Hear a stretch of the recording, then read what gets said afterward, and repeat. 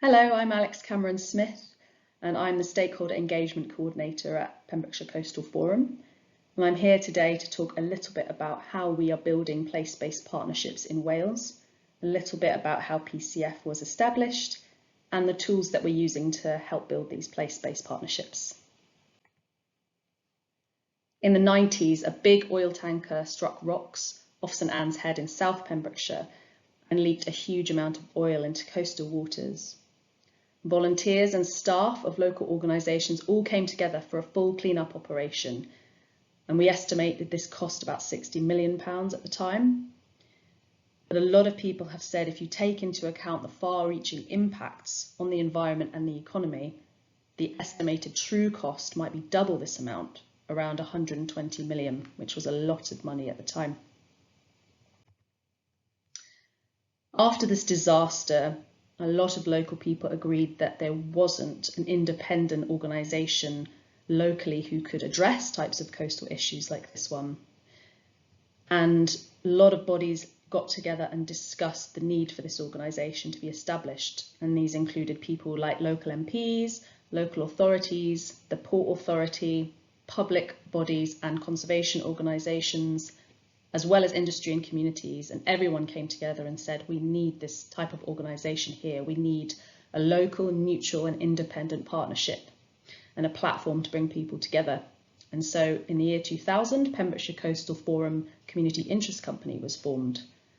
And from then until now, we are working on addressing coastal issues and developing sustainable solutions in Pembrokeshire. The wording of our vision has altered slightly over the years, but with the same theme. We are still committed to securing sustainable coasts and oceans for future generations.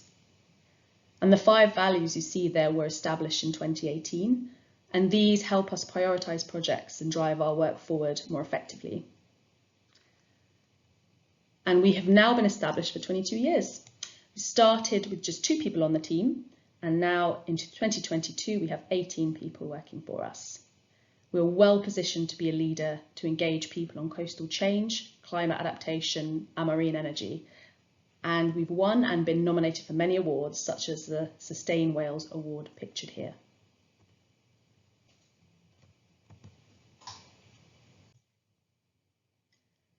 This is a diagram of everything we do across PCF.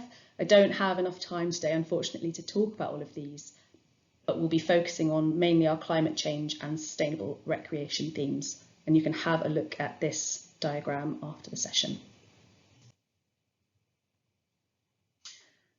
So importantly, when creating our evidence base, there was a big role of communities, and we still seek that going forward.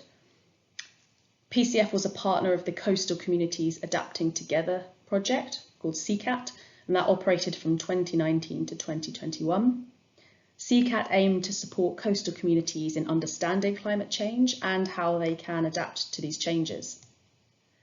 The main tool we created during this project was a set of climate changes, impacts and actions cards for schools in English and Welsh.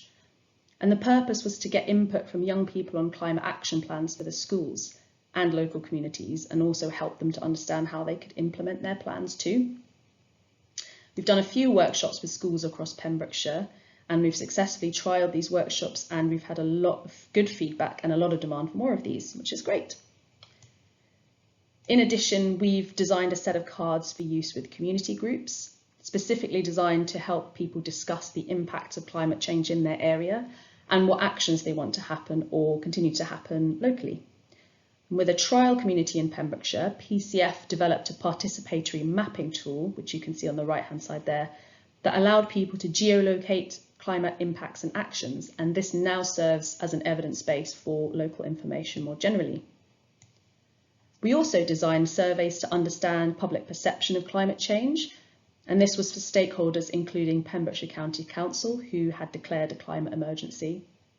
And this word cloud that you can see here indicates the emerging themes from that survey.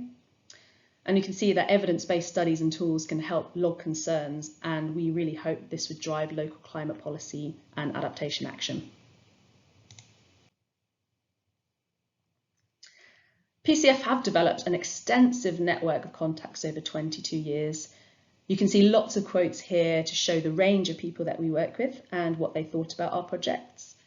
We have a policy in our partnerships of active engagement, regular check-ins with partners and catch-up meetings.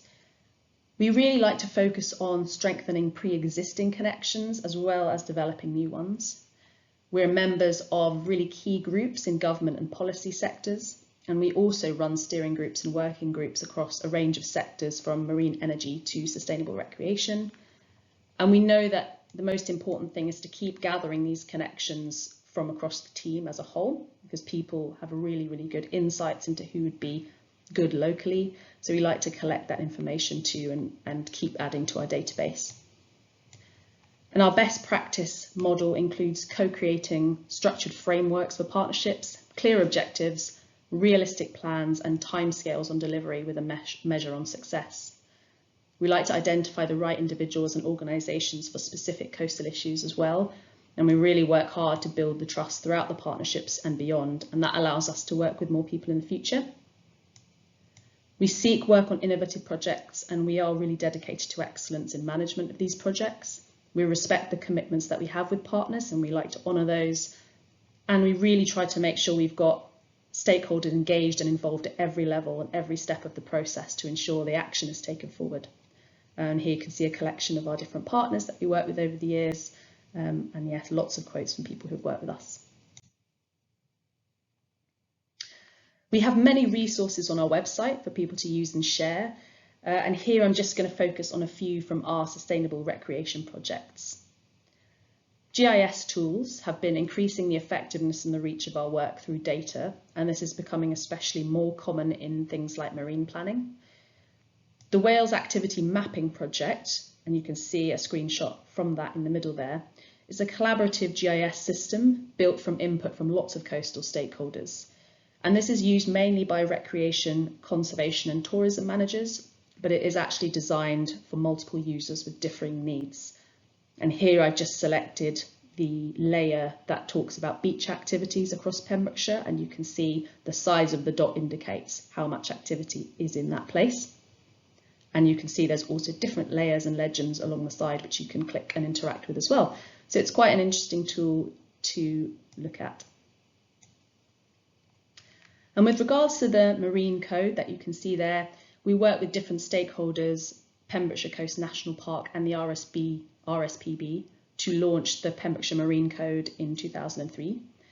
And this includes voluntary codes of conduct, agreed access restrictions, education and promotion of best practice. So outdoor users respect the environment, wildlife and other people when out exploring, and we think this is really important for sustainable use of our environment. And as part of this, we've also published a toolkit outlining the lessons learned through developing this code, so people find it easy to see what we have done and also learn lessons themselves from it. And in 2022, the Marine Code app, which you can see on the right there, was rebranded as the Wales Coastal Explorer. And this app has loads of information and interactive features for the public to contribute and engage with initiatives in Pembrokeshire. It's free to use and to date has been downloaded over 2,000 times, so we know it's being used a lot across Pembrokeshire, and we're going to keep encouraging that. The last thing I want to talk about is the Pembrokeshire Outdoor Charter Group. It was established in 2002 and is coordinated by PCF. There's 450 members who are all committed to good practice, meeting regularly and running training events. The aim is to increase awareness of the human impact to the landscape and wildlife and increase understanding of the environment too. And most importantly, developing good practice so adventure activities do not impact on Pembrokeshire's coastline. I've covered a lot today and there's a lot more that I could talk about, but if you do have any other questions or want to find out more, please get in touch with me. Thank you very much.